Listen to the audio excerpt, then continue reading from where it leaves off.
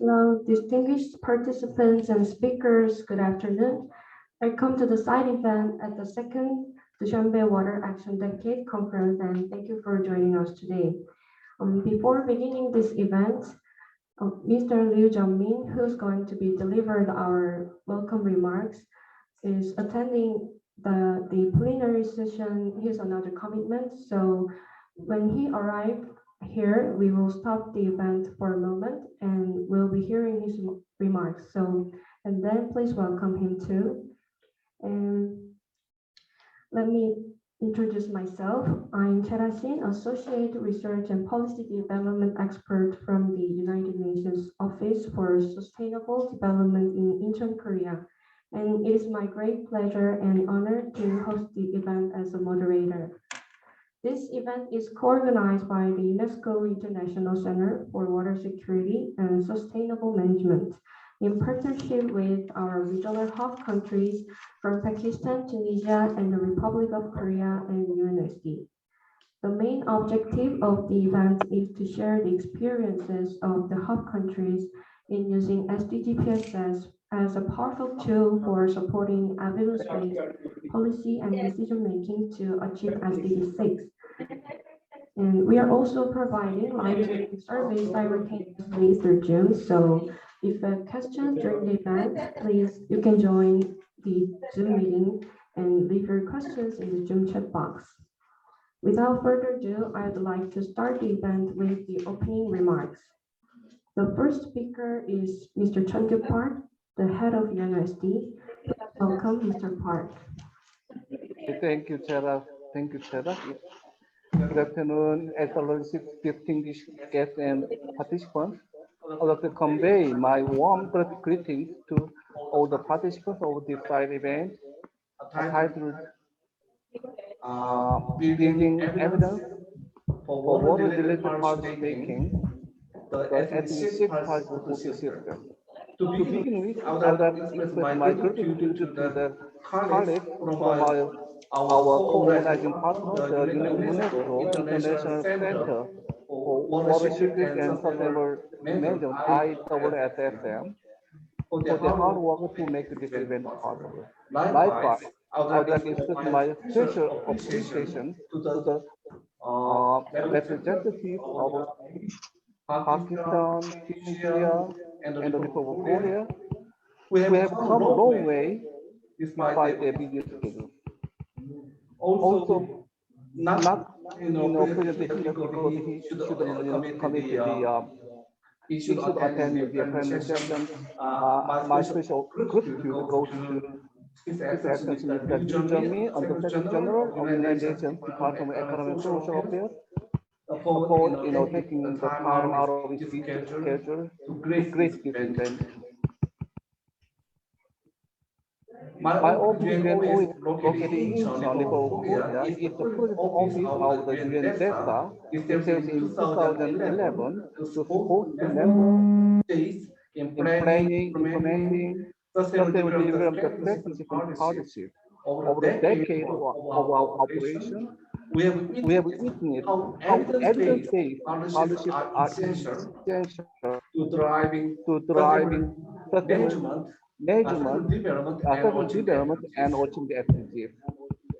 Evidence provides paths to policymakers, allow us to anticipate potential scenarios, and promote constructive exchanges in decision-making process. This event aims to highlight the importance of evidence building in achieving SDG 6 and showcase a useful tool that enables effective policymaking. The project, Water in the World We Want, is one of the primary projects of our office, supporting countries to reach SDG 6. The project started in 2016 in partnership with the United Nations University Institute for Water, Environment and Health, the Ministry of Environment of the Republic of Korea, and its success has led its way to the third phase of implementation starting this year. As the key output of this project, a web-based online tool named SDG 6 Policy Support System. SDG 6 PSS has been developed to help member states for locating where they are in implementing the SDG 6. The SDG 6 PSS has offered 34 countries so far and provide opportunities to produce credible SDG data and evidence tailored to the country's circumstance. We see growing number of cases for member states in identify strengths, weaknesses, opportunities, and threats in national water issues as well as to generate crucial evidence from even missing and fragmented SDG data. Furthermore, SDG PSS have provided a platform for government officials and experts across various water-related fields to communicate and collaborate with each other. Ladies and gentlemen, in order to accelerate progress on the 2030 agenda, SDG 6 needs to be implemented at a much faster rate. Clean water and sanitation will provide tremendous opportunities to spur progress on the 2030 agenda, given the water sector is a pivotal and cross-sectoral role in human life, poverty reduction, inequality, elimination, peace and justice, and obvious the environment. Now is the time to accelerate the progress towards availability of clean water and sanitation for all. To expedite the implementation of SDG 6, effectively structured policies for sustainable water management should come first, equipped with reliable water-related evidence and data. Today, we are here to share our partners' experience in building evidence for water-related policy making, especially using SDG 6 PSS.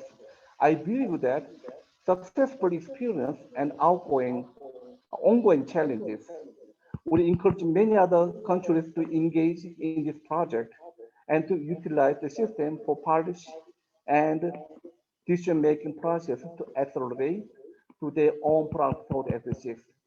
I would like to thank you all for your presence today, and I wish you all a productive and engaging event.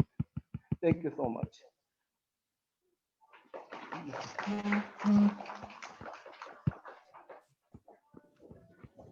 Thank you, Mr. Park, for your encouraging words.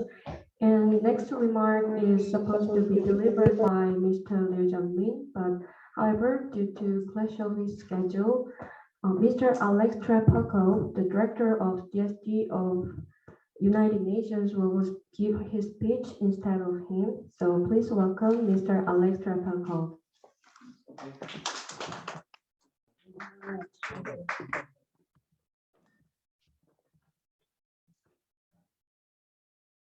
Does it work? Thank you very much, Mr. Park, distinguished panelists, ladies and gentlemen. As you may know, the plenary is still going on. So Mr. Liu is chairing the plenary meeting, so he could not leave before exhausting the list of speakers. So just to be on the safe side, he asked me to come over here and deliver his statement on his behalf. So I have the text. I'm quite familiar with this, as you may imagine. My name is Alex Trepelkov. I'm acting director of the Division for Sustainable Development Goals at the United Nations Department of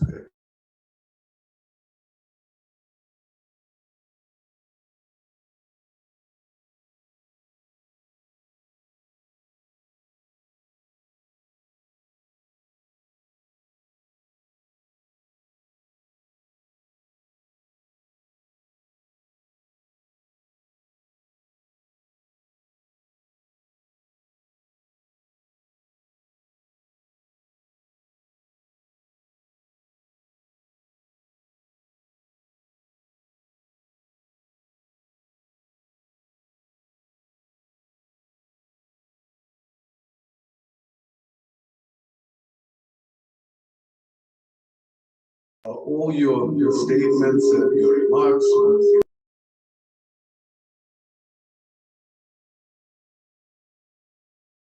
And we will also help with our website. So, distinguished panelists, dear participants, it is a great pleasure for me to welcome you to this side event entitled Building Evidence for Water-Related Policymaking, the SDG 6 Policy Support System. All aspects of sustainable development are fundamentally linked to water. The COVID-19 pandemic has spotlighted the importance of achieving SDG 6 even more, as hand washing with clean water is the first line of defense against many diseases. It is evident that SDG 6 must be a key priority in protecting human health and achieving sustainable development. Nevertheless, with chronic underinvestment in water and sanitation, developing countries are still facing growing challenges in achieving the goal. Today, some 2.3 billion people worldwide still lack basic hand washing facilities with soap and water at home. And only 2 in 3 schools have basic drinking water and sanitation services. We are all aware that with the current speed of progress, we are far off track in achieving SDG 6 by 2030. At the midpoint of the 2030 agenda, we need to accelerate our actions and quadruple our efforts to achieve universal access to water and sanitation for all, leaving no one behind. Dear participants, keeping the 2030 prospects within reach demands making better water policies. While reliable water-related evidence and data is necessary for effective policy making, many countries still suffer significant data gaps. Today's event, co-hosted by the United Nations Office for Sustainable Development, UNOSD, and UNESCO International Centre for Water Security and Sustainable Management, i-WSSM, is an excellent opportunity for countries to discuss actions and tools for effective policymaking to achieve SDG 6. The SDG 6 policy support system, the SDG PSS, we are discussing today, is an online tool designed to generate evidence on enabling environment for SDG 6. The SDG PSS framework shows strengths and weaknesses and missing data across all SDG 6 targets and indicators. It is one of the major achievements of the project, Water in the World, What We Want, a flagship project of UNOSD specifically targeting SDG 6 implementation. We commend the consortium of project partners for successfully developing the system.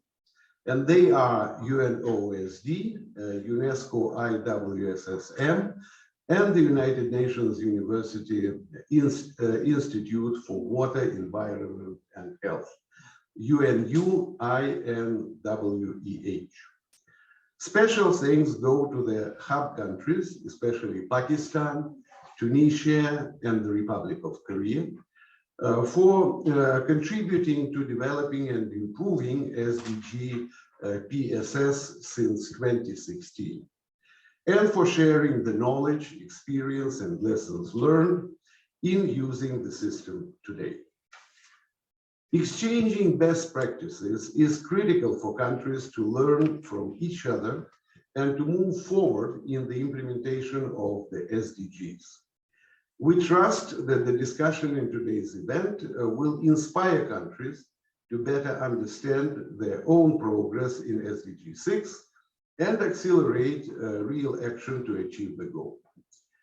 We hope many more countries will join in utilizing the tool and accelerating their progress towards SDG 6. Our department, United Nations Department of Economic and Social Affairs, stands ready to support these efforts. Ladies and gentlemen, to accelerate efforts towards meeting water-related challenges and to achieve sustainable development, the United Nations General Assembly declared the period from 2018 to 2028 the International Decade for Action on Water for Sustainable Development. To assess progress in the first half of the Water Action Decade and to identify the necessary actions for the second half, the United Nations 2023 Water Conference will be convened in New York in March next year. It will be the first United Nations conference on water since the 1970s. We strongly encourage all governments and relevant stakeholders to actively participate in the conference and its preparatory process. Thank you very much, and I look forward to hearing from our distinguished panelists. Thank you, Mr. Park. Thank you.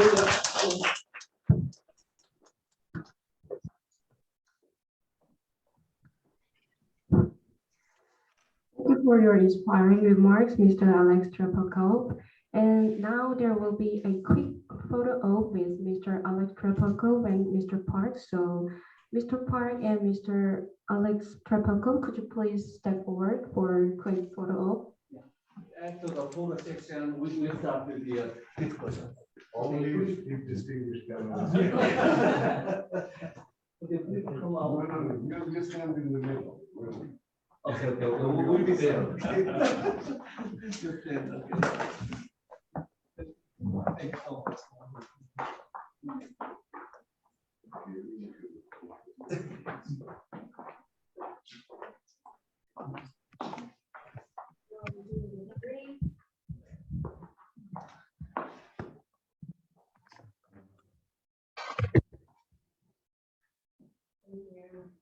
Okay, thank you. Thank you.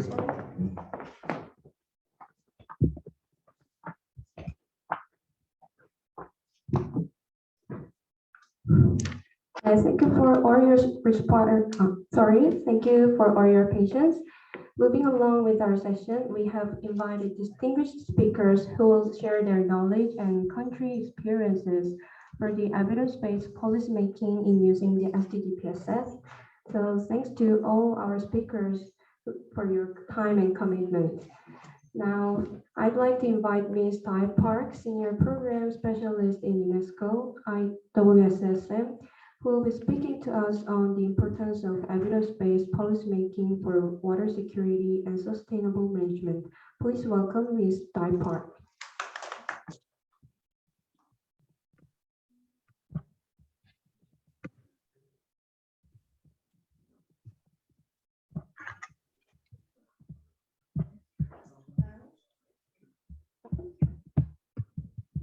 Hello. Hi, I'm Ellie Park, Senior Program Specialist from the UNESCO i-WSSM, Category 2 Center under the auspices of UNESCO, specializing in the water security and the sustainable management. First of all, thank you very much for giving me this great opportunity to join this session, especially the colleagues from the UNOSD and EU and KECO, K-Water, and all the hub countries. Today, I'm going to, next slide, please. Yes, today I'm going to introduce you briefly about the evidence-based policy making in the water sector. First of all, next slide. Next. Please allow me to introduce you our center, the UNESCO i-WSSM.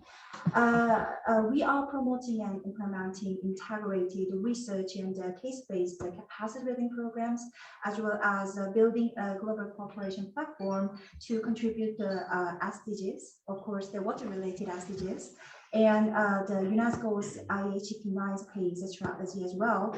And we are also participating in the third phase of the SDG PSS system as a key partner organization since 2021.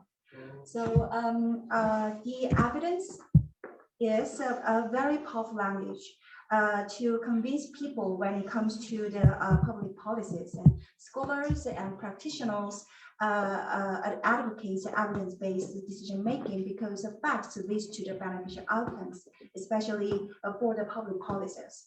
So then what's the evidence? Before we get into the definition, I'd like to give you a quotation from Parker in 2000.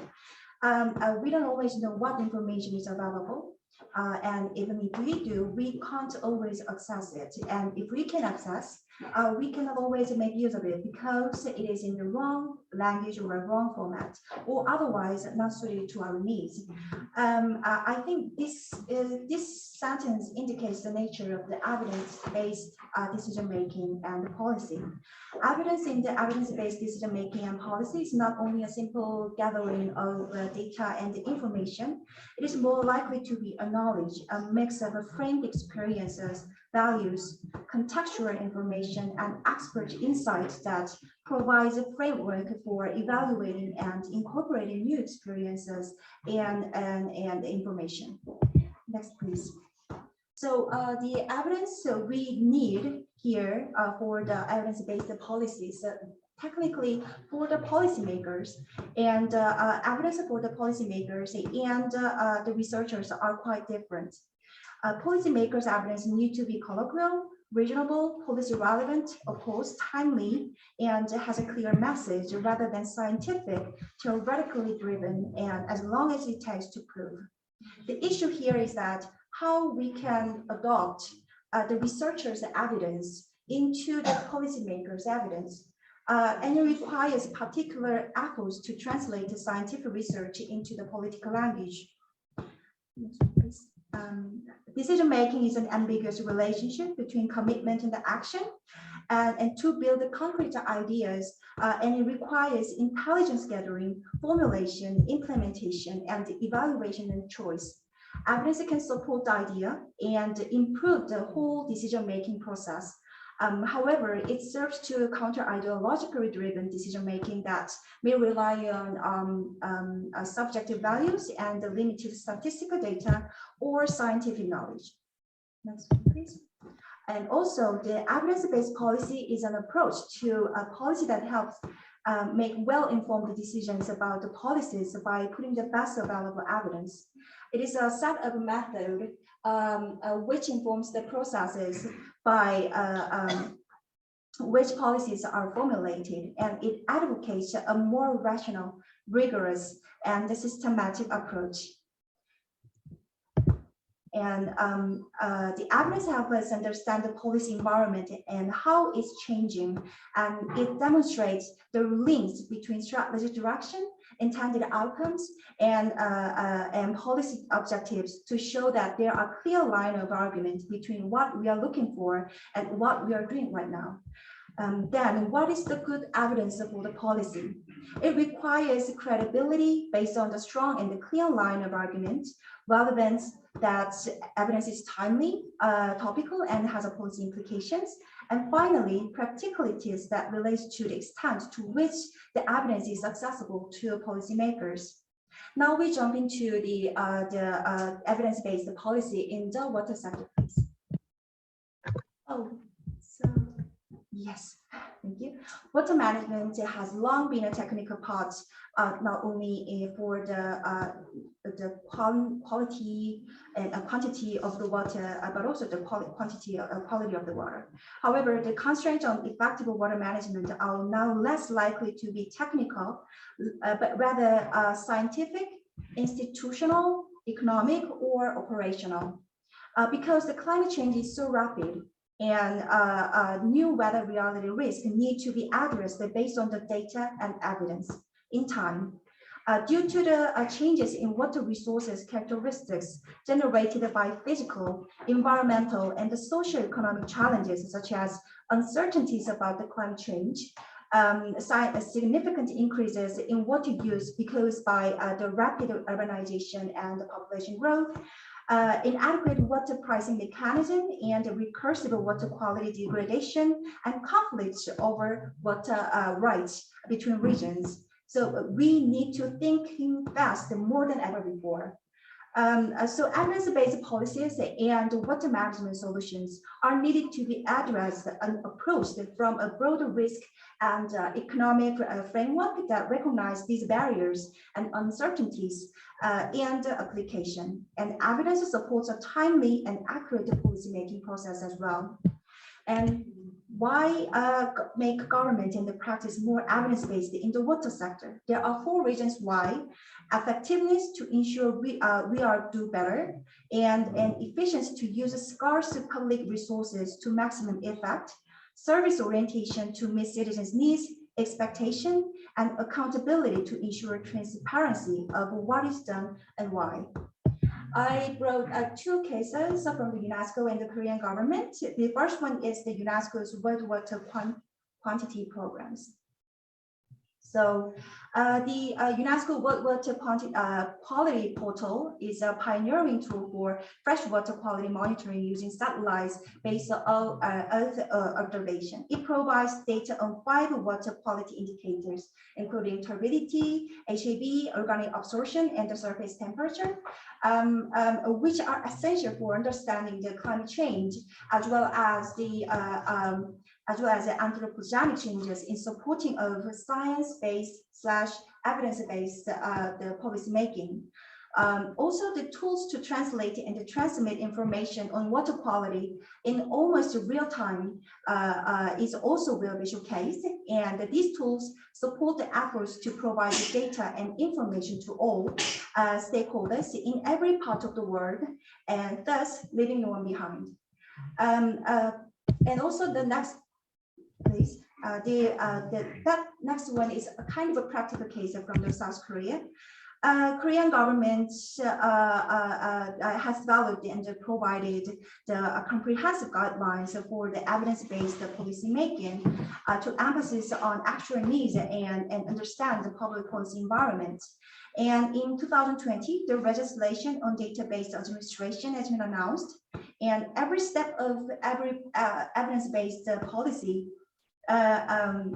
in Korea is not fragmented. It's very comprehensive based on the evidence. And now we are using a norm, evidence-driven policy-making process. It's the same approach with the thinking fast approach, which applies to various scenarios in every step of the policy-making process, including development of agenda, budgeting, and policy suggestion, evaluating to minimize the policy failure.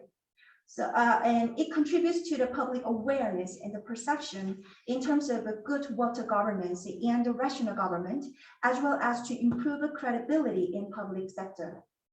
And next slide is my last slide. Thank you very much. Let me remind you my first quotation at the first place from the Parker. We don't always know what information is available, and we can't access it always, and we can make use of it because it is in the wrong language or wrong formats, otherwise not suited to our needs. I think the SDG PSS system is indicating what information is available, and virtualize the information in the right language and the right format, and it's suited to our needs to achieve and contribute to the SDG, water-related SDGs. I hope today's meeting will be a great gathering to share our experiences and knowledge and expertise from the hub countries and the partner organizations. And I hope we can share and develop solutions on the SDG 6 based on the SDG PSS system. Thank you very much for your listening. Thank you, Ms. Ipark, for starting off with such an informative and comprehensive presentation. And please be informed that we will have Q&A after all sessions. So for the online participant, please feel free to leave your question in the chat box. Now, please welcome Ms. Yoo-jung Kim, Senior Sustainable Development Officer in UNOSD, on her presentation with the overview of the SDG PSS.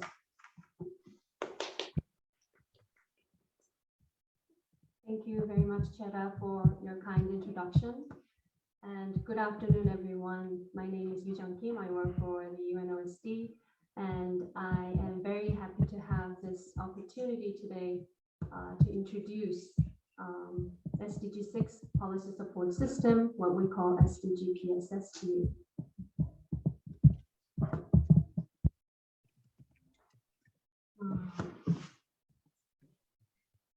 Get my slides ready.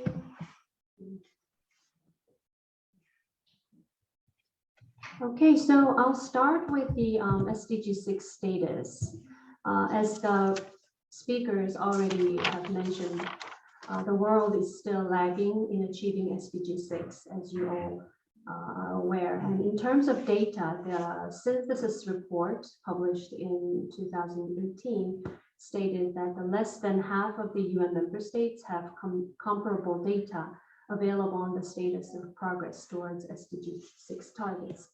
And today, a lot of progress have been made, but still large data gaps still exist. And what it means is that there are limited and fragmented data, and they may be also conflicting. And this may cause delay in planning and implementing the policies, and it'll eventually impact the success of the water-related SDGs. So to tackle these challenges, UNOSD started this project called Water in the World We Want in 2016, together with UN University Institute for Water, Environment and Health, Ministry of Environment of Republic of Korea, and KECO.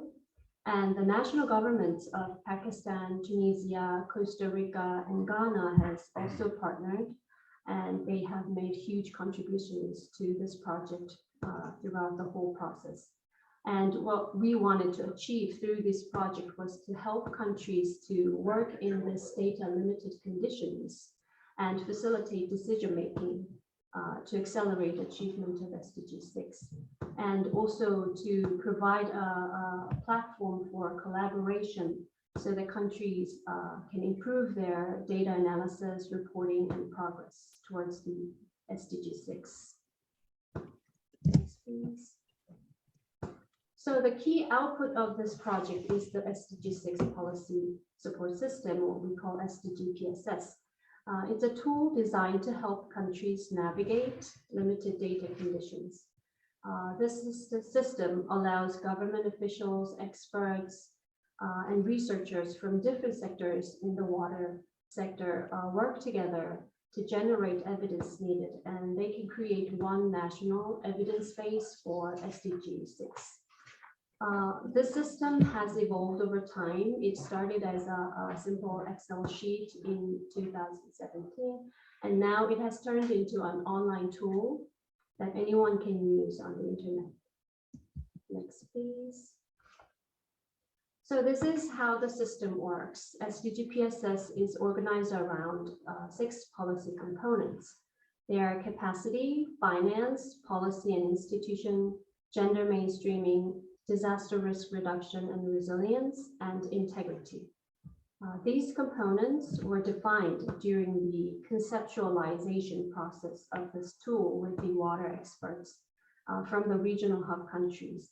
And we used various tools, systems, and frameworks already developed by other international organizations and academia.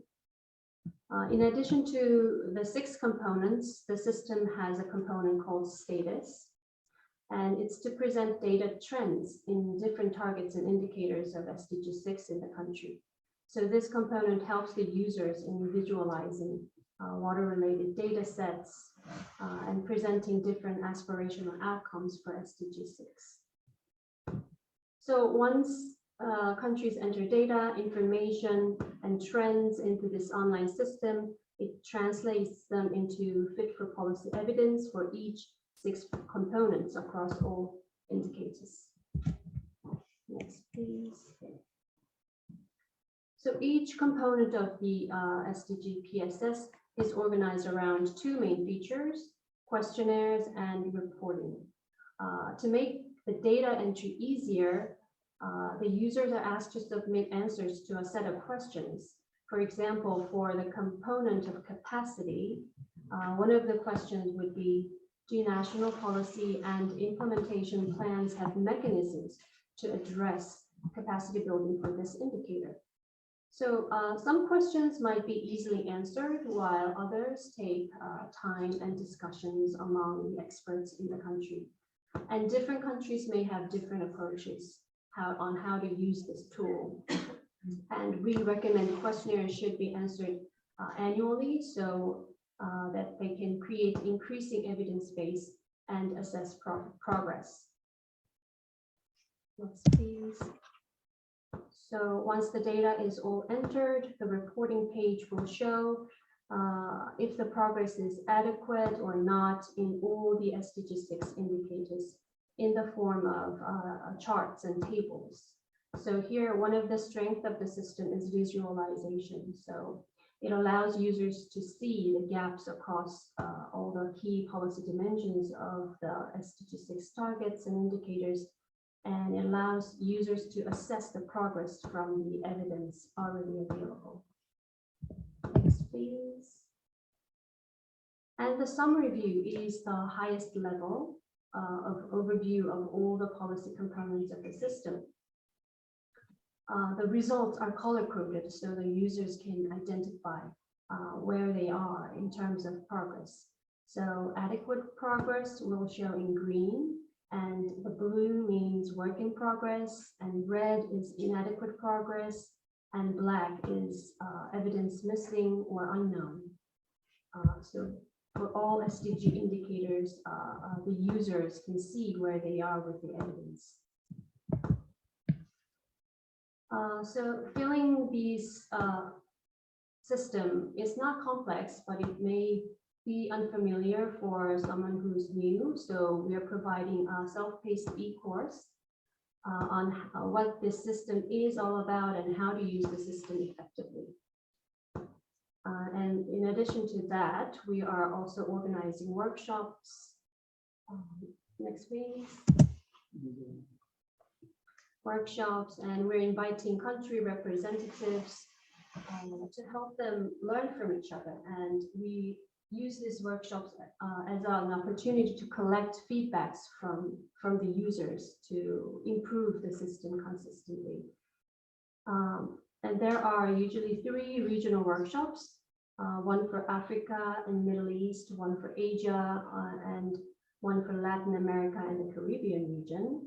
And as a wrap up, we organize a final workshop that covers all 3 regions.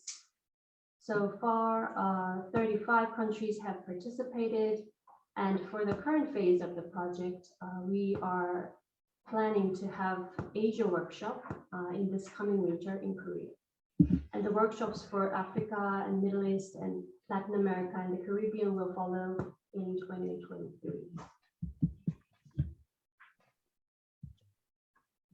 So country monitoring systems have been emphasized as a critical element in achieving SDG 6.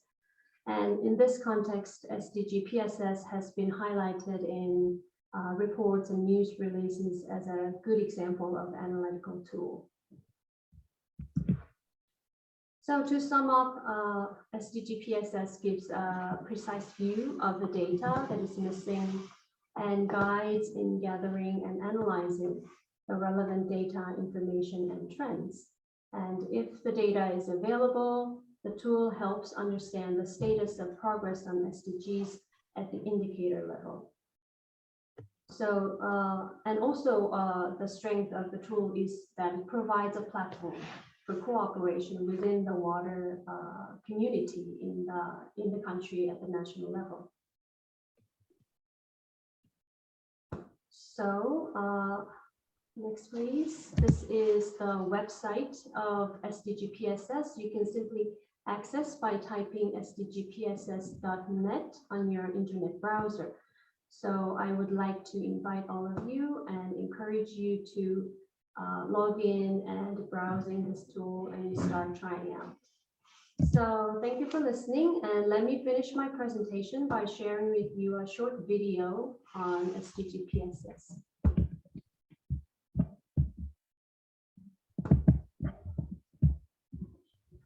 address global challenges in 2015 Sustainable Development Goals to be achieved by 2030. And water remains an integral part of this global agenda. Sdg 6 addresses water and sanitation for all. Achieving Sdg 6 requires however, this can be challenging. Often think to address this problem, the consortium of partners has worked together. It has developed the Sdg 6 policy support system and all linked and works on data limited conditions.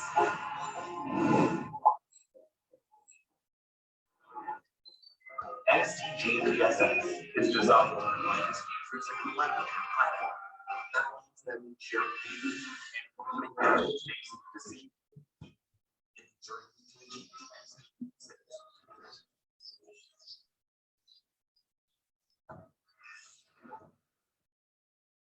Sdg PSS which are finance, policy institutions, gender, disaster risk.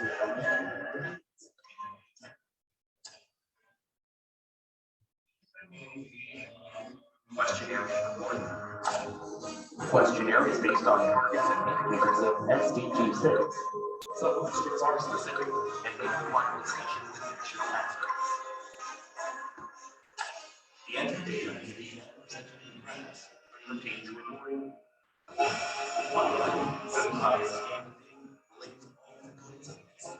PSS are presented in a summary. Reflects the progress in a specific indicator, which allows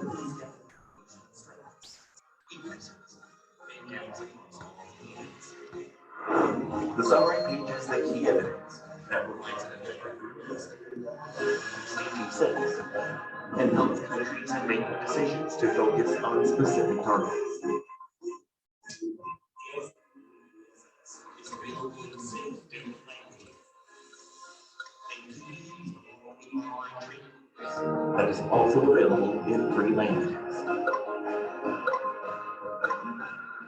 If you want help in ensuring water and sanitation for all, we invite you to use the Sdg PSS and to generate evidence for your country's progress. Let's achieve Sdg 6 everywhere with Sdg PSS. Thank you. Thank you, Ms. Lee Kim, for your introduction of the Sdg PSS. And now we're going to have sessions from our hub countries. Speakers from hub countries will share their expertise and experiences with countries using the Sdg PSS as the powerful evidence tool for policymaking. For this event, Pakistan, Tunisia, and the Republic of Korea are giving their speech. Unfortunately, due to the conflict of schedule, Tunisia will deliver the presentation through the pre-recorded video. For the first session from hub countries, we'll be hearing from Pakistan on country experiences and lessons learned in using Sdg PSS. This session will be delivered by 2 speakers from Pakistan, Mr. Ashraf Muhammad, and a chairman of the Pakistan Council of Research in Water Resources, and Ms. Farina Fatima, Deputy Director of the Pakistan Council of Research in Water Resources. Ladies and gentlemen, let's welcome the speakers. Good afternoon. First of all, I would like to thank all the dignitaries and all the management, the host who has provided us opportunity to come here and share some of our knowledge with you, particularly on PSS. And we are also thankful to United Nations University who took us on board during 2016 when this tool was initially developed as an Excel sheet, and we were they took us as a partner and then gradually with our help and feedback, particularly at that time, Dr. Nurul Kader and Liga Huki, they were leading this component of policy support, system development, and its popularization. So thank you very much. We will.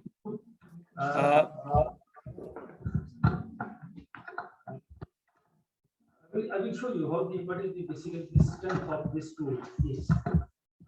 Before giving the strength of this tool, I will let you know how complex system our water sources management Pakistan in. As you know that Pakistan has one of the largest irrigation system in the world. It irrigates about 17 million hectares of lands, and this extensive irrigation network, it has helped to build the one of the largest groundwater aquifer in the world. We are fourth after India, China, and USA, and this groundwater, it provides more than 60% water for our agriculture purposes. More than 90% water comes from the domestic water comes from the groundwater, and almost 100% industrial water comes from the groundwater. So this is the level of the system and the capacity had. And then we will talk about the stakeholders. The larger the system, the larger number of the stakeholders are involved in managing and governing this vital resource. For example, once surface water is received at the rim station, measured, it is distributed among the provinces, 4 federating units, provinces. So now surface water becomes, it comes under the domains of the provincial governments. So federal government's role has diminished. Similarly, when we talk about the domestic water and industrial water, it is basically, it comes under the domains of the, not only at the domains of the provincial government, but also at the district level, at the local level.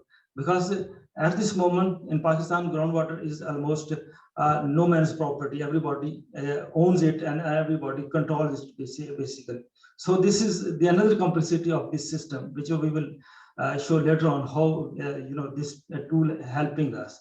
Simply, when we talk about the wastewater, there is not a single entity which is basically responsible for its treatment, its management, its disposal, and ecosystem management and restoration. So there are a number of factors, number of institutions, and a number of stakeholders who are basically involved in water resources management, right from the surface water to the ecosystem management. So when we look at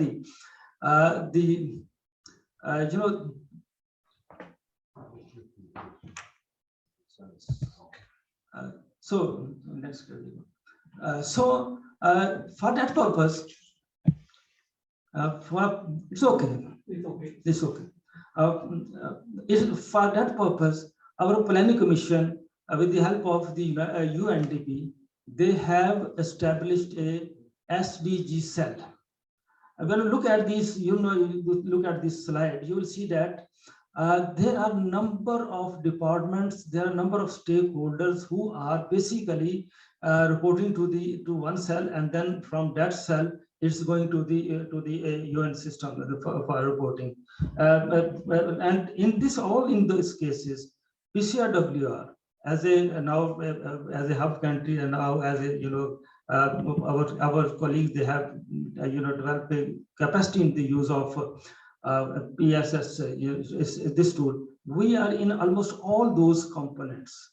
Starting from 6.1 to 6.6, we are providing them science-based evidence, data which is basically available with the various departments, but scattered, they are unloaded properly. So through our PSS tools, capacity building, so this data is basically being reported to various departments, and various departments then take up it to the planning commission, and ultimately report it to the UN system.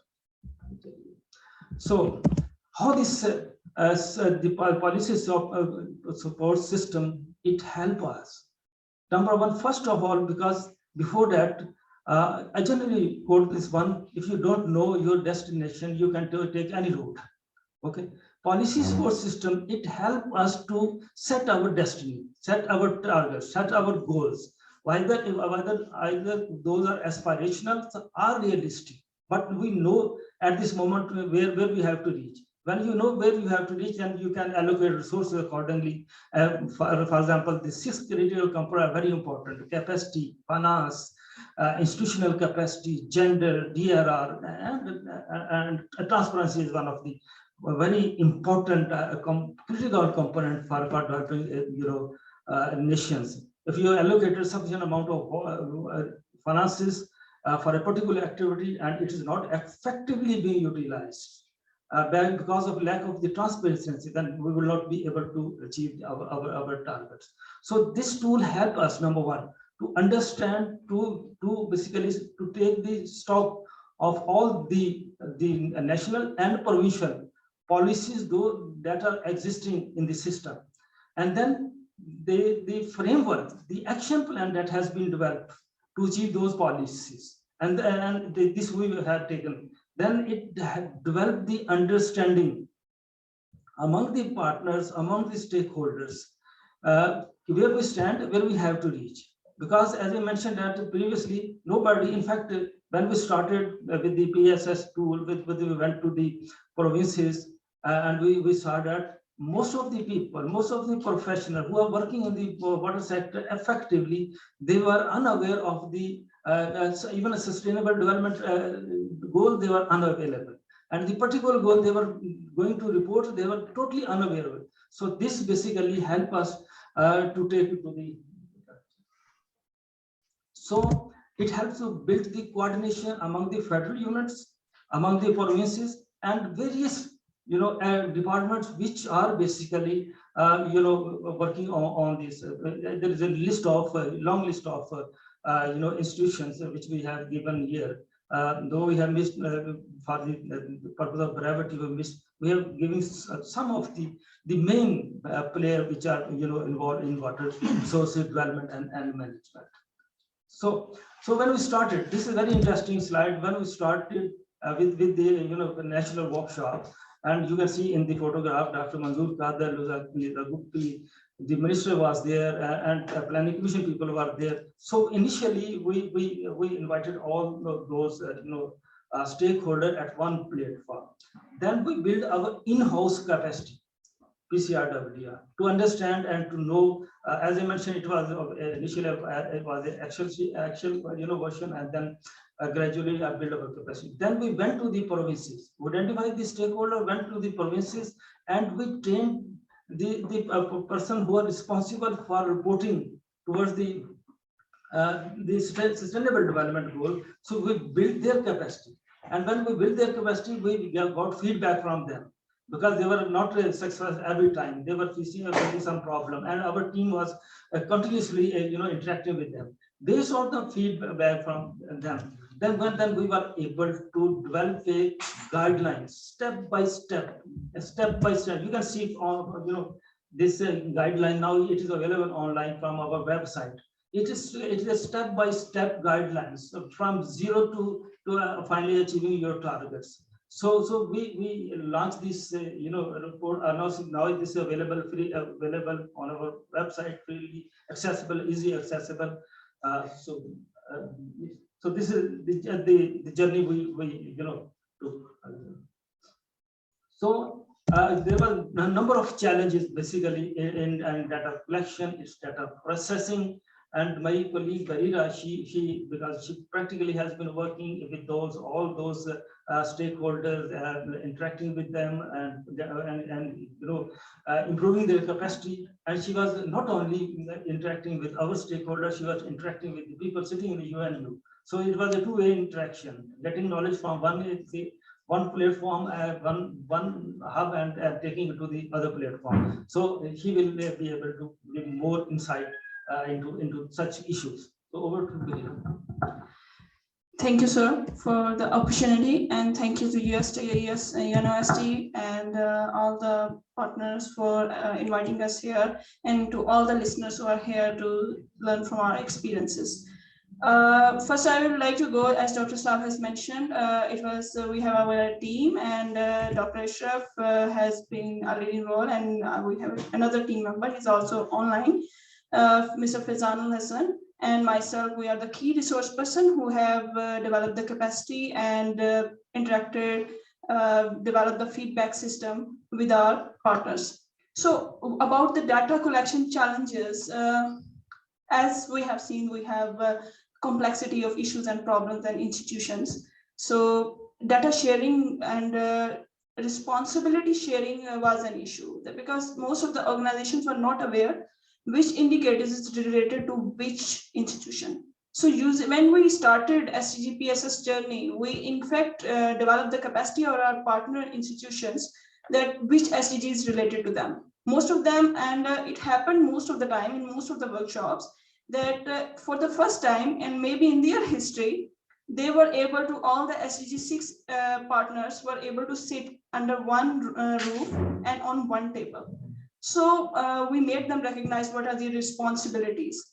And when they were able to talk about, we asked them about the data.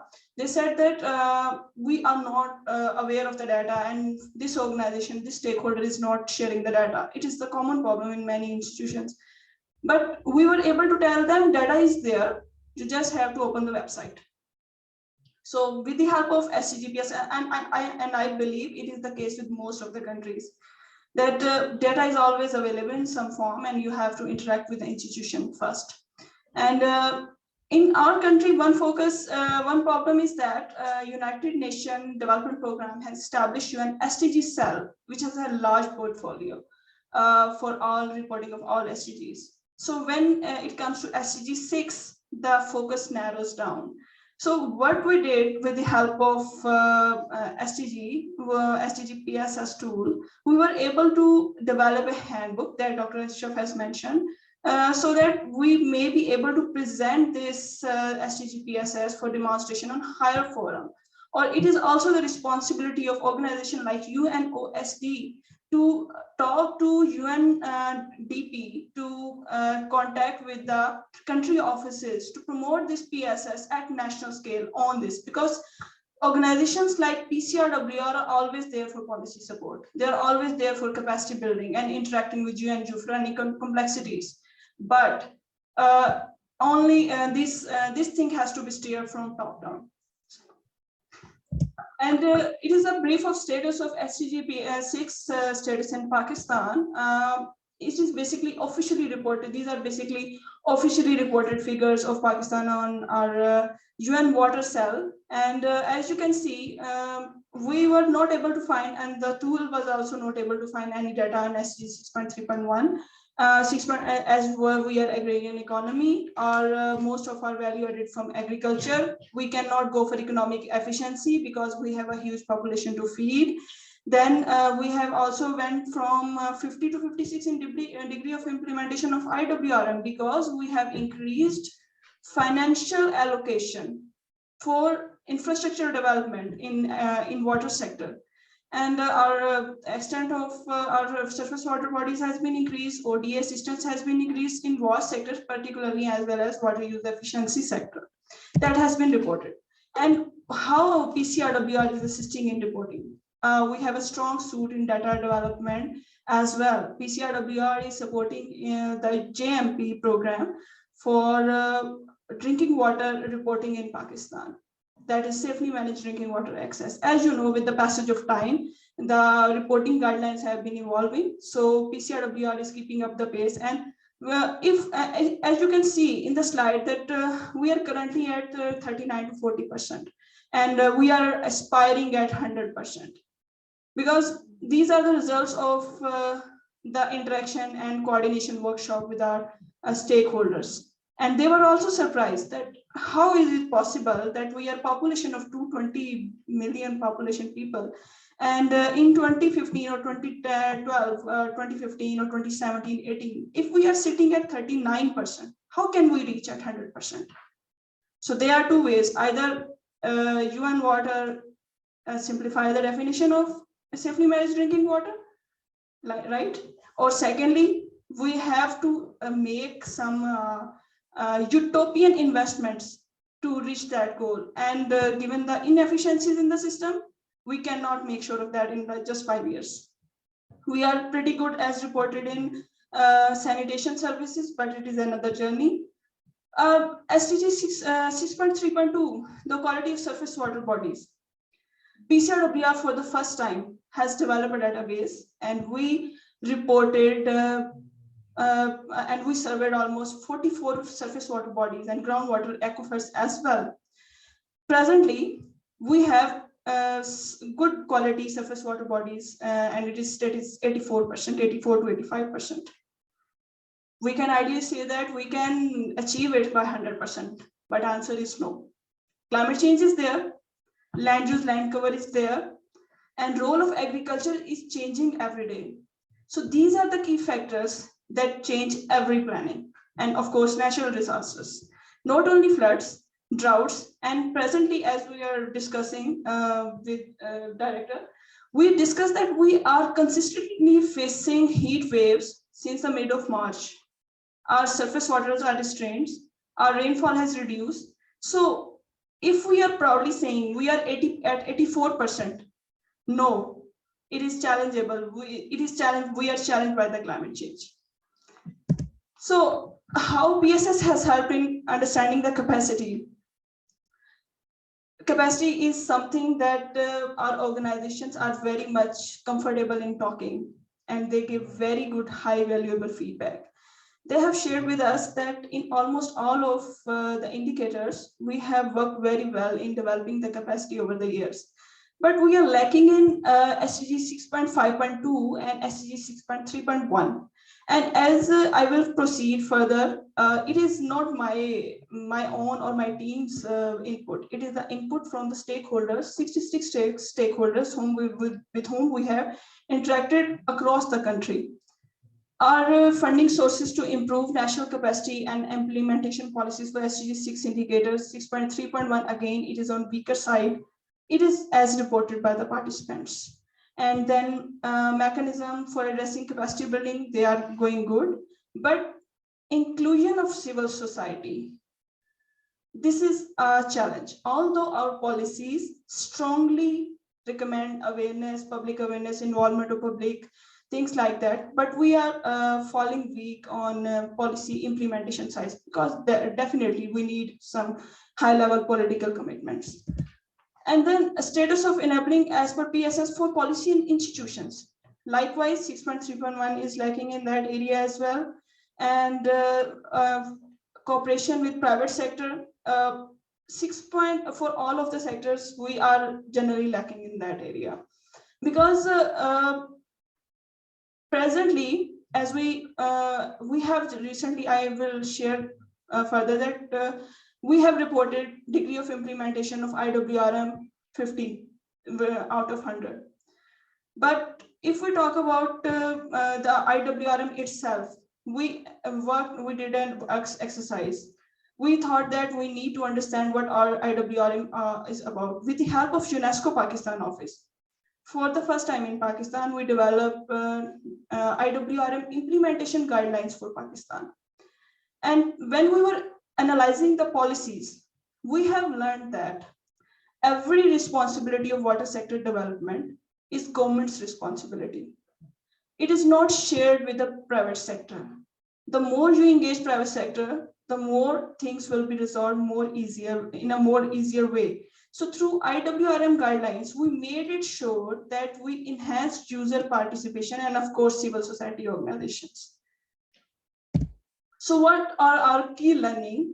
PSS has helped us in identifying key gaps.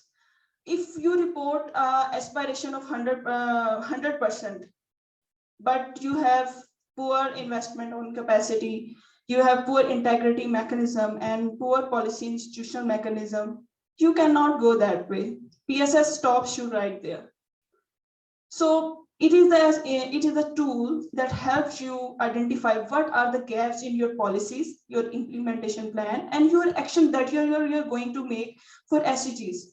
And we have also learned that all of the organizations in Pakistan are reporting SDGs somehow through UN Water, and it is available for all of the countries. Either some indicators information is available, but though it is missing on UN Water, but it is available in Pakistan, reported somewhere. And our role was to bridge policy gap, basically. What we did, as we mentioned earlier, we developed i-WRM implementation guidelines. They are peer reviewed, and with the consultation of all provincial and district level government authorities. And we also ask our managers to wear the cap of users. We cannot segregate managers as users. If we are managers, we are users as well. Review of all key policies, and we identify the gaps in those policies and how i-WRM guidelines can mitigate those gaps. We monitored SDG 6.3.2 for the first time in Pakistan, so to check where we are standing in the terms of ambient water quality.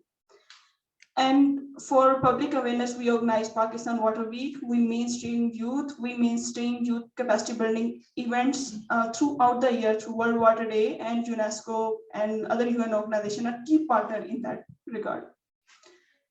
In the way forward, we have no technological challenges in using PSS so far. It has a very good impact on understanding of SDG 6 in Pakistan. And we have made some perpetual initiatives to fill the gaps, being a policy-driven organization. That is for the benefit of the entire stakeholders of SDG 6 in Pakistan. And as I suggested earlier, we have to promote PSS use at the UNDP forum in country level. That's all from my side. And these are the few publications you can, I have provided the links, and you can access freely on our website. Thank you so much. That's all from my side. Thank you, Mr. Mohammad and Ms. Fatima, for sharing your country's ongoing challenges and valuable experiences in utilizing the SDG PSS. And actually now we only have 10 minutes to our given time for this event, but if it is okay for all of you to continue our event, we would like to proceed our event. Is it okay? Now we'll move on to Tunisia's experience. Due to clash of schedule, Ms. Olfa Majov, the head of the Chemistry Laboratory for Water Soil Biosolids in National Research Institute for Rural Engineering, Water and Forestry in Tunisia, sent a pre-recorded presentation.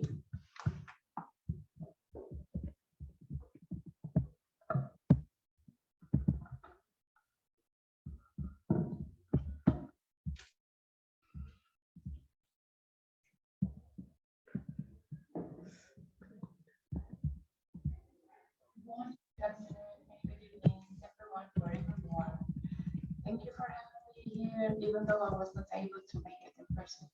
Today I'm going to give you an overview on how we started using SDG PSS in Tunisia, where we stand, and what would be the perspectives.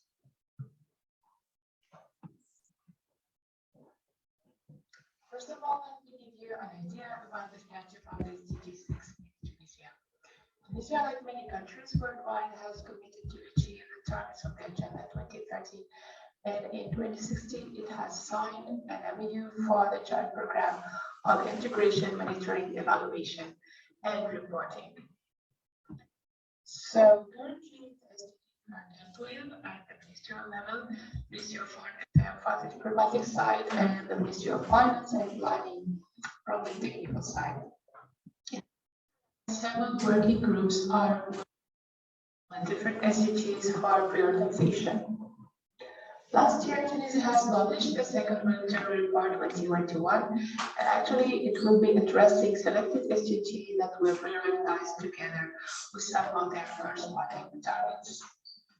Tunisia also is publishing a yearly report on the water sector to inform on its statutes, and this report started to focus on SDG 6 since 2 years. So since the phase 2 of the project, featured in these reports.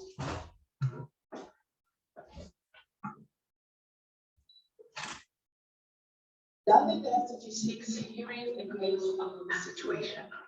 For instance, we have water supply coverage of more than 98%, and we are expected to reach 100% by the year 2030. Meanwhile, for sanitation, the coverage is only of 63%, and it is mainly about the area covered by sanitation, utility, energy. Regarding the water quality, more than 99% of the wastewater is treated, and about 45% of water bodies are judged of good quality. Unfortunately, water use efficiency is globally low, around 11.3 USD per cubic meter, and the agriculture sector has the lowest value. In the meantime, the country is still undergoing water stress, and the i-WSSM is considered acceptable. For kind of information, some of this data were provided.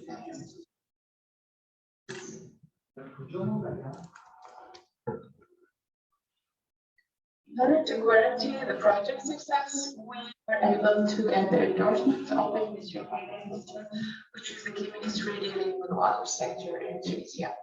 The national project coordinators started by establishing the group of experts, which were members representing key ministries and organizations dealing with water.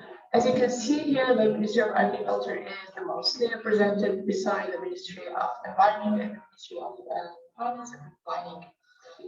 In addition to those members, we got NGOs and international organizations like UNOSD, who have joined during the first and the second phase. So this multi-sectoral group of experts is working on the evaluation of the components and the measurements that was delivered. We are working on the process. Beside that, working on experts, identification of funding, organization of events, but most importantly, we are contributing to discussions, publications, and reporting, like our contribution to the National Quarantine Report. So one important thing was the official nomination of these members, and this has contributed to a smooth collaboration and coordination between the organization and the institutions. Members of those groups have also contributed to the national and some data were collected for the tool served to feed this report, actually, thanks to the activity of the working group. But at the end, the most challenging was keeping the core group and keeping the track. So trade-off between representativity and expertise on one hand, and the availability of the people on the other hand was always sought. In order to have a coherent picture of the enabling environment and reliable evidences, we adopted a methodology that serves also for the contextualization of the SDG PSS that is still ongoing. So the work is mostly done collaboratively from the same table. So firstly, we started by understanding the questions of the questionnaire, the required data, and the type of answers. And then we tried to identify the sources and key person or expert that would provide this data. After collection, we cross-check whether these data are valid or not, and whether there are some discrepancies. And then we enter them into the tool, and we continue discussion till reaching a consensus on the answers, especially when we are dealing with qualitative answers. So finally, we check the reports to see whether the outputs are correct or not, and then we proceed to interpretation. As you know, the summary review produced by the SDG PSS gives a snapshot on the overall progress of the enabling environment composed of this 6 critical components. Together with this graph, summary view helps interpretation that usually requires extended knowledge and expertise to provide proofs after entering data and answers. So the interpretation was a bit tedious in the very beginning. As you can see on the graphs on the left, that were not quite clear and comprehensive. But since the tool has evolved and improved during previous phase, the report were easier to read and understand, thereby offering an adequate reasoning for creating evidence. But this final publication of some articles on the SDG PSS within the Ministry of Agriculture, it is still not officially endorsed by the ministry. Here is an example of the gender, where the graph shows the supply rate. The gap in the inclusion of specialists in decision-making processes, because access to local water doesn't consider gender yet in Tunisia. Similarly, you can clearly see here on the bottom that raising awareness about gender training seems to be on track for water supply, but we are still lacking data for the other targets and indicators. Here is an overview on the summary view of the SDG PSS for Tunisia, and it gives you a glimpse on the overall situation of the different components and subcomponents. So here you can see that the dark green corresponds to parts on which we have been working during the last phase, and we have already published results. The light green corresponds to a component on which we are working, especially regarding the interpretation. The blue one corresponds to parts on which we are working now, and for the red ones, we don't have data yet, so this requires more effort.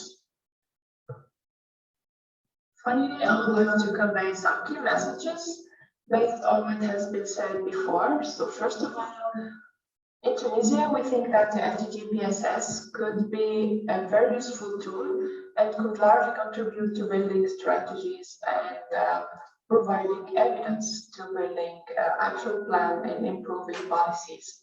And this depends on the recognition of this tool at the national level, because we think that this could be the main driver to its improvement and adaptation to local, national, and regional level.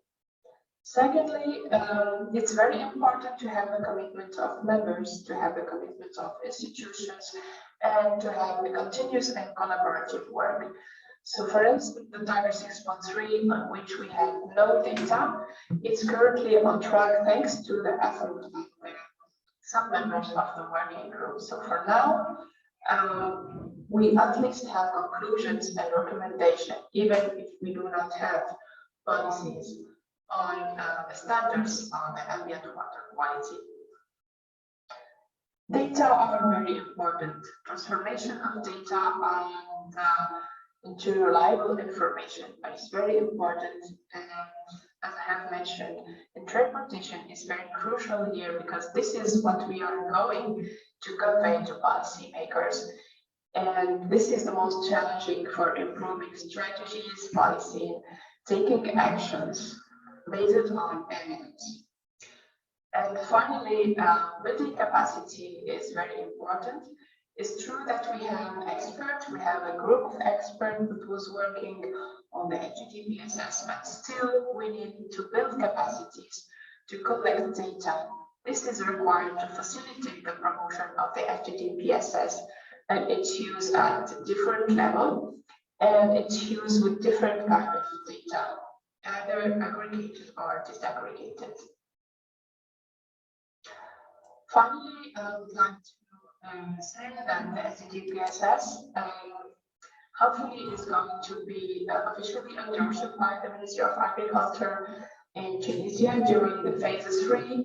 And for that, we will need an official institution or department to endorse it. The Arabic version is a good achievement actually, and we think that this would tremendously enhance the visibility and the use of this tool at the regional level, I mean the MENA region and in Africa, in order to promote it among the stakeholders. Finally, enhancing the regional collaboration is very important here. And Tunisia as a hub country should be playing a key role here. So we count on enhancing this collaboration at the regional level. Before concluding, I would like to thank the group experts. Here are only some members who participated during the previous phases. I would like to thank them for their availability and their expertise. And also I would like to reiterate my deep thanks to UNOSD and all the partners for the opportunity we were given to talk about the achievement of Tunisia in this project. Thank you very much for your attention. Bye.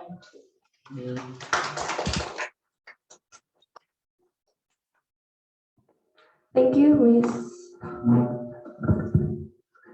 Ms. Majo, for presenting the lessons learned of Tunisia. And now let's move on to the case of the Republic of Korea.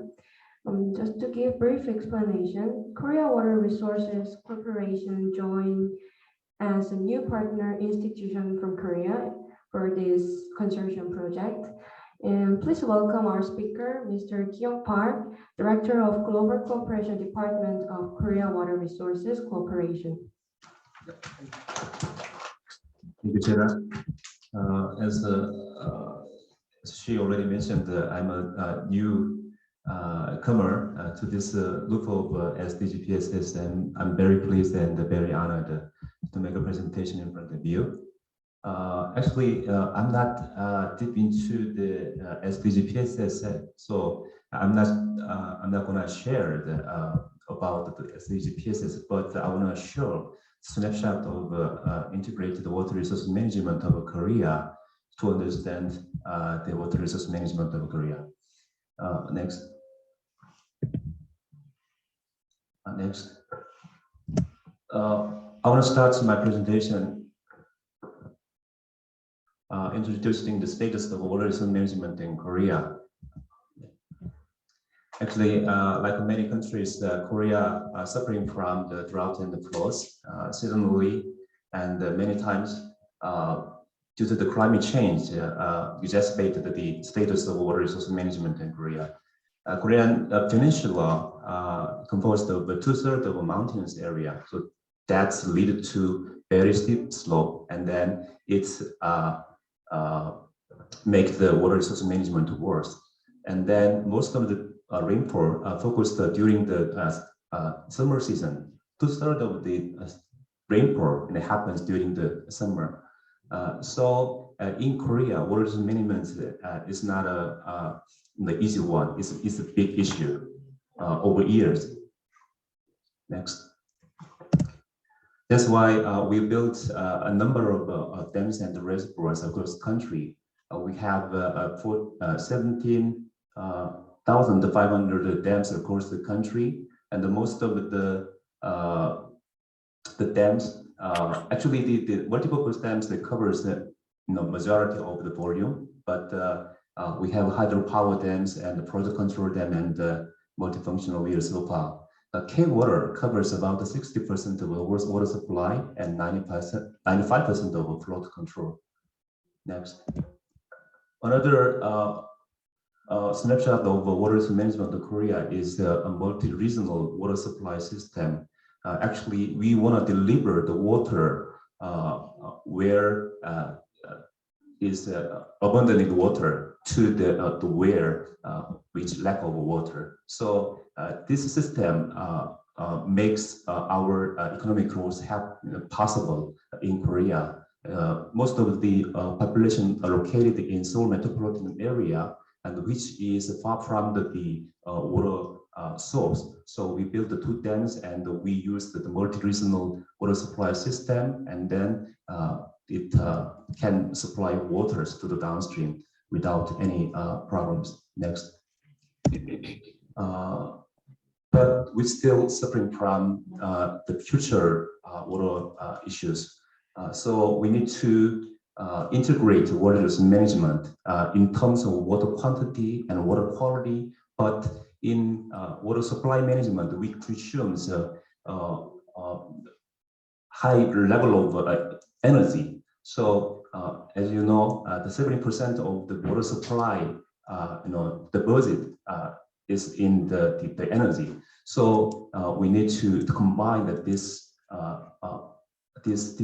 perspectives into the water resource management. So I want to introduce the water i-WSSM in Korea in terms of policy. Next.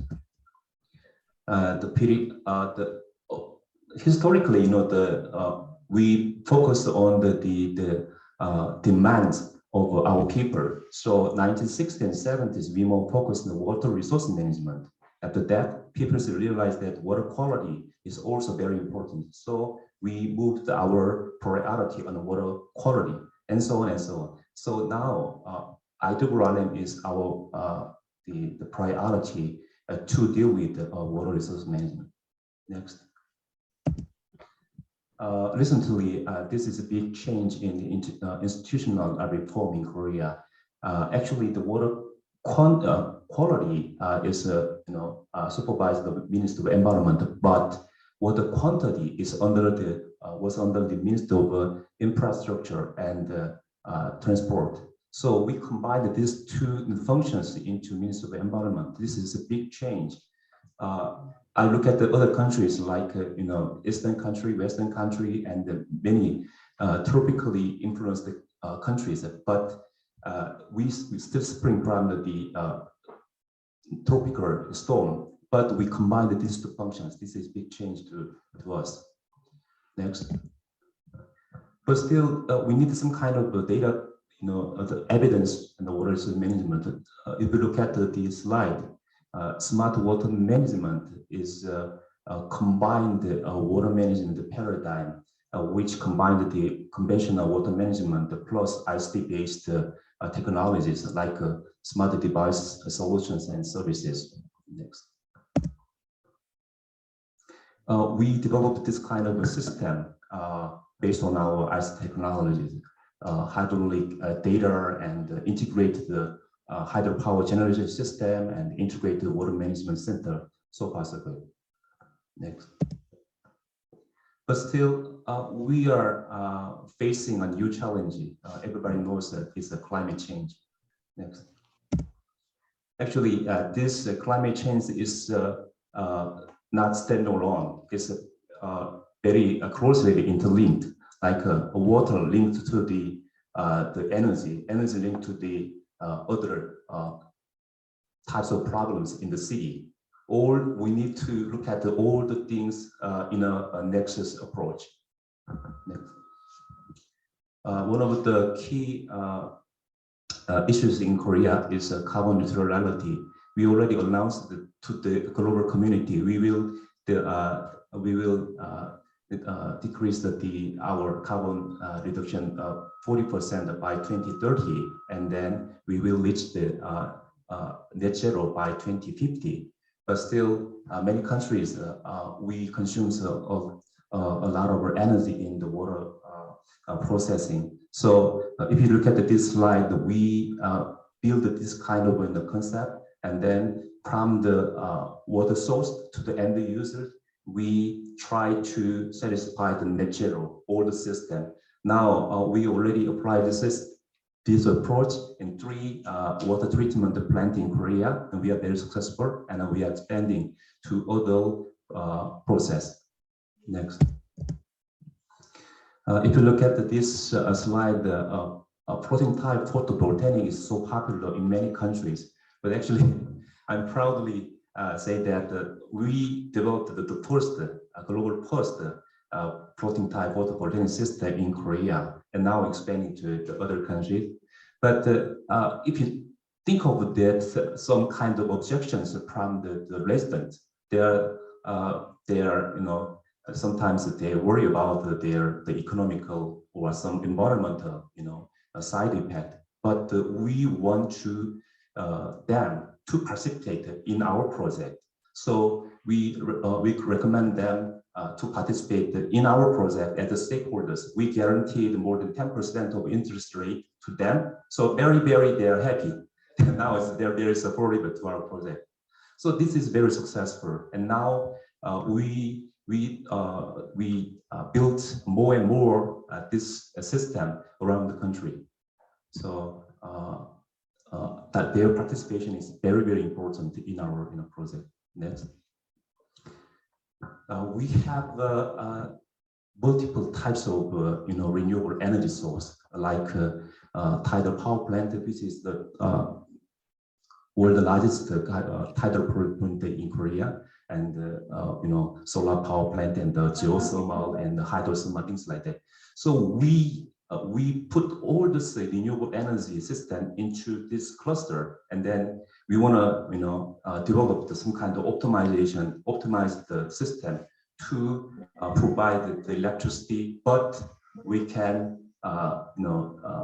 improve the water quality inside of the lake. This kind of system. Video में उसमें देख दो तो खुश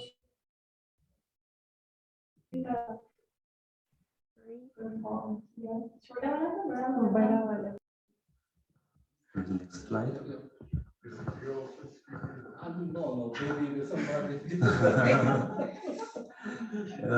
Another example is that this is we call it Soyangang Dam, and then the water temperature inside of the water body is very low. For example, 6 degrees and 7 degrees Celsius. We think to use that very cold water to combine the post-industrialization revolution center, which is a data center in downstream area. So we use the cold water to cooling the data center.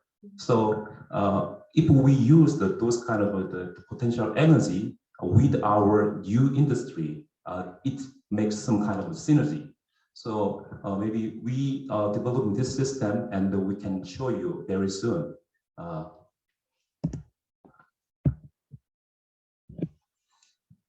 Actually, I'm wearing two caps. One is the director of the ODA department, but another cap is I'm working as a leader of International Environment Cooperation Center, which deal with the carbon neutrality project around the world. Now we want to collaborate with the global community to share our experience and share our financial resources with the global community to support them to deal with their NDC and the carbon neutrality. So we have a different, for example, 3 models in reduction model and adaptation model and efficiency model to deal with the climate change. Next. This is some examples. If you look at the multi-purpose dams and natural water plant and the tidal power plant and the floating photovoltaic generation and hydrothermal energy generation, things like that. So at first, I'd like to summarize my presentation. Maybe next slide is the last one. At first, I asked my staff to prepare one more slide. The slide, there is a different and the quotas. One quota is the bibimbap. It's Korean traditional cuisine. And the reason is that in Korea, we cannot survive without integrating, different types of, vegetables and the meat. So I think it's very, very important DNA to Korean to integrate all types of our resources. Another example is that I want to show some. His name is Son Heung-min. Is the soccer player. Is the golden boot of the EPA league this year. And his strength is that he can play in the left and the right together. So not together, but he is very talented to use the both legs. So it's very important to use our resources without wasting. So that's why I want to show the last slide. Even though we have some last slide, yeah, we have experience and we have finance sources and networking, but without collaborating with the other communities, it's just not for us. We need to share. So I just enjoyed this SDG PSS, the platform, but I want to share our experience and the project and our networking and the financial resources with your the communities. That's all for my presentation. Thank you. Thank you. Thank you, Mr. Jeong Park, for introducing this interesting water management system in Korea. Now we're going to have Q&A session regarding all presentation today. So if you have any questions about today's session, please raise your hand so that we can hand over the mic.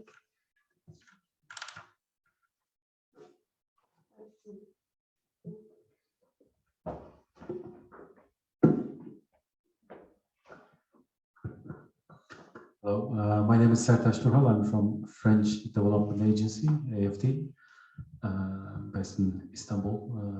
So we also operate in Central Asia. My question is about endorsement of PSS, because the regular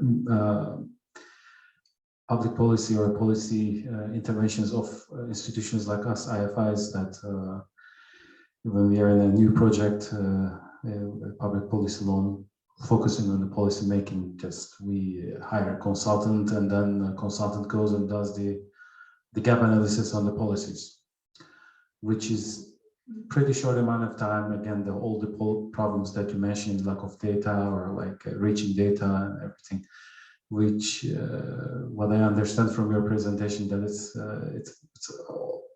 sometimes create problems that I don't want to say that the wrong policy comes out, but it may not be 100% accurate. So my question is, as policy support system, or like as this department, how do you endorse, or how do you plan to endorse this to the municipalities, to the governments?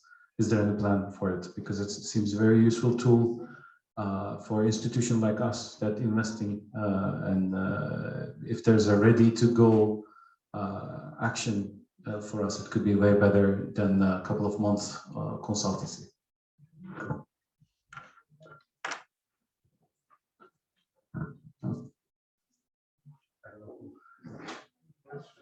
Okay. Few questions and we answer comprehensively. It's better. Another question?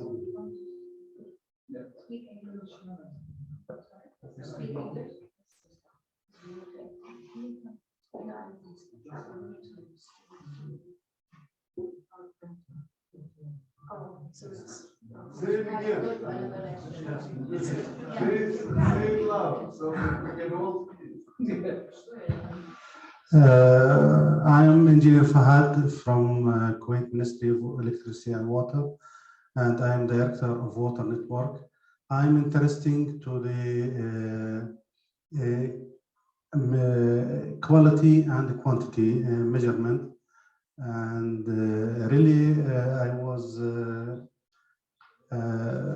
your lecture was helping me, so I need to collect it by flash memory so that I can read, and also I need the contact number so that if there is any questions or any cooperation together, so that we can help us. Yeah. Because we have also had other lecture. So I said now I don't want to mislead. Okay. Thank you. We at least can get the foundation. Yes. More question. Maybe no question, but okay. My name is Khairin Sorasola. I am Deputy of Chairwoman of Association of Women and Society. And first of all, welcome to all the guests to our capital, Dushanbe, and hope our conference will be on the very high level and hope all our targets will be achieved. Also, I am the representative of our National Association for Evaluation and Eurasian Alliance of National Associations of Central Asia, and Central Asia includes Tajikistan, Kyrgyzstan, Kazakhstan, Armenia, and Russia. And this session is very interesting for us as our work in the with water user associations, and during our work with them, we are monitoring all the SDG 6 also. And we have so kind of difficulties as qualitative database and quantitative, because our farmers, which are irrigation systems, so all that is a very small farmers, smallholder farmers, and collect all this information is very difficult to us. And that's why it will be very interesting for us to study and learn your experience and maybe adopt your successful and maybe experience examples of your experience and adapt to our situation. And that's why I will ask about, have you any mini cases on the community base, how to can gather the qualitative and quantitative database and use in your PSS. It's a very interesting instrument tool. As a specialist, as evaluator, it's very interesting for us SDG also. Oh, thank you. It's my question. Thank you very much. Maybe after. Are there more questions from here? Okay. The speakers, can you kindly answer to these questions? Yes, thank you so much for the great questions and for your interest in this SDG PSS. About the first question, it is obvious that the system, the questions cannot be answered by one person. A single person cannot have all the answers to all the questionnaires around 6 policy components for all the SDG indicators. So it's really important to work together in the ministry or agencies with the water experts and researchers. So I would really encourage you to work together with all the stakeholders. And I think for the endorsement, I believe it's really important to have the willingness from the top management. So in this regard, I think our colleagues in Pakistan can share some information and experiences. And also for the last question on how to use this tool on local level. This system is originally created for the evidence at national level, but I think it can be adjusted to be used at the local level as well. And since our colleagues in Pakistan have used it for the provinces, I believe they can share some experiences as well. Okay, thank you very much. I think regarding your question on endorsement of this, policy support system, I think instead of endorsement, I think the more appropriate word I would like to use it, the awareness of the policymaker and the practitioners, because like many other tools we use in the water sources management, for example, mod flow, HACRAS, and SWOT model, those are models, and it depends on you and us how we use that model for water sources management. So this is the same analogy. This is a tool which has been developed, and gradually it is getting awareness among the policymakers and practitioners. The most important point is how we use this, how we give value to this tool to the sustainable development goals. It's monitoring, how we give value to the monitoring, and how we give value to the tracking the progress of our system. So once we have such kind of trust or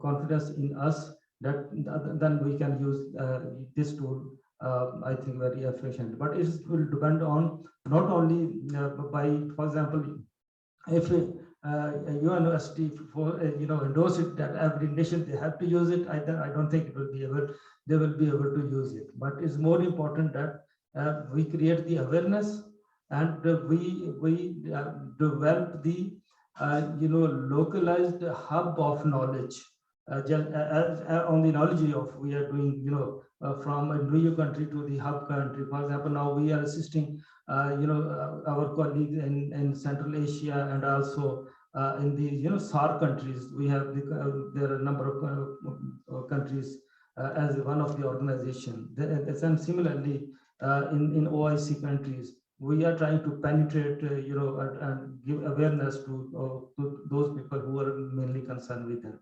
So thank you, and I hope I answered this question. Second. Thank you, ma'am, for your question. I believe our problems are same. You have different countries and we have different provinces. And we have single basin among them to share. So there is a provision in PSS. You can register as a national user, national team member, and as a generic user.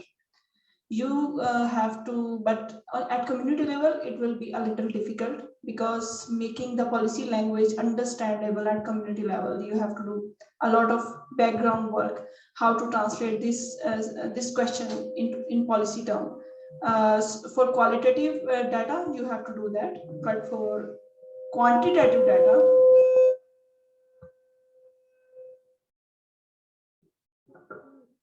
sorry.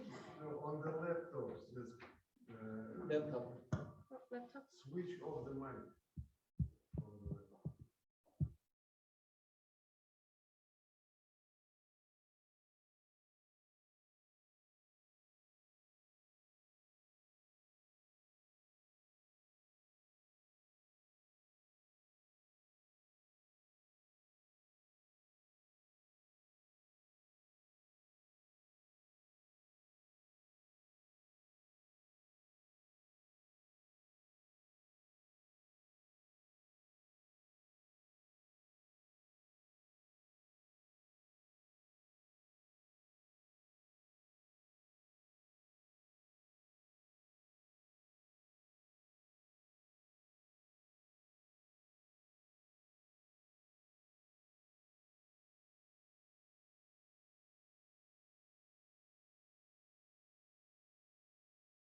Sometimes people think that this is too subjective, and sometimes it's not that tangible, things like that. So maybe next step that we can develop the more detailed criteria to show that which one is the more tangible and the more practical criteria to show that your country is well or less, things like that.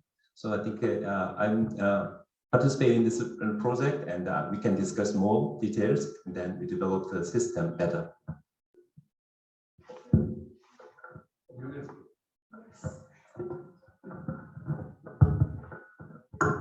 I just like to add a few comments and my ideas about this.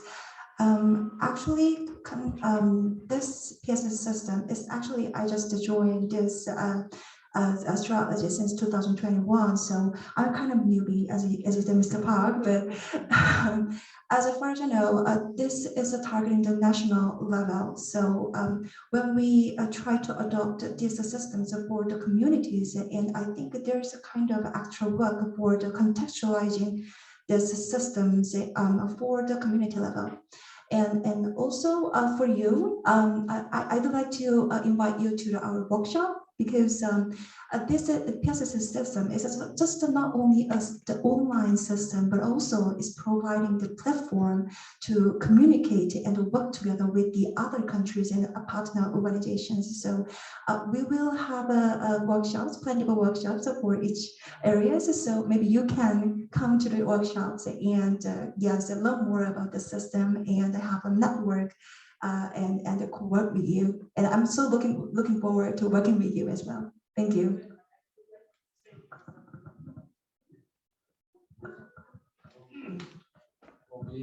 Okay, thank you so much. It's very interactive discussion. As head of our office, actually we are trying to evolve this system much more tailored to the needs of our member countries.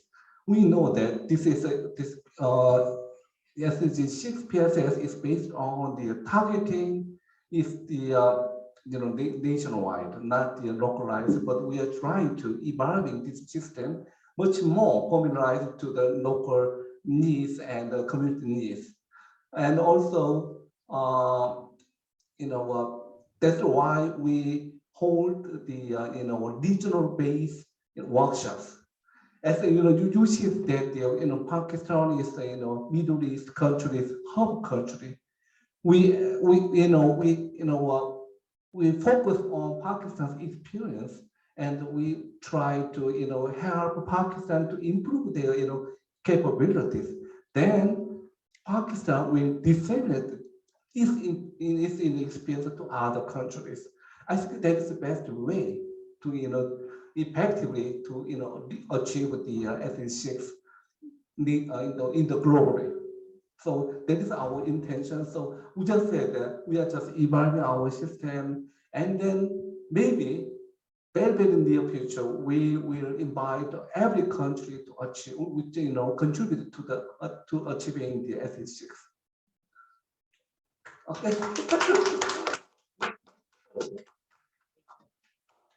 Thank you. Anyway, Alex is director of the division for certain development goals, and he is overarching every SDG issues. And our office is just focusing on environment related SDGs, including SDG 6, 7, 13, 15. But Alex is overwatching many experience. So if you only 17. Okay. I think this is the time to finish this debate. We already over the 30 minutes. I think I'm okay. Thank you so much for coming today and giving us a very good experience and question. I'm so proud of our organization and speakers also, and thank you for coming. Okay, thank you so much.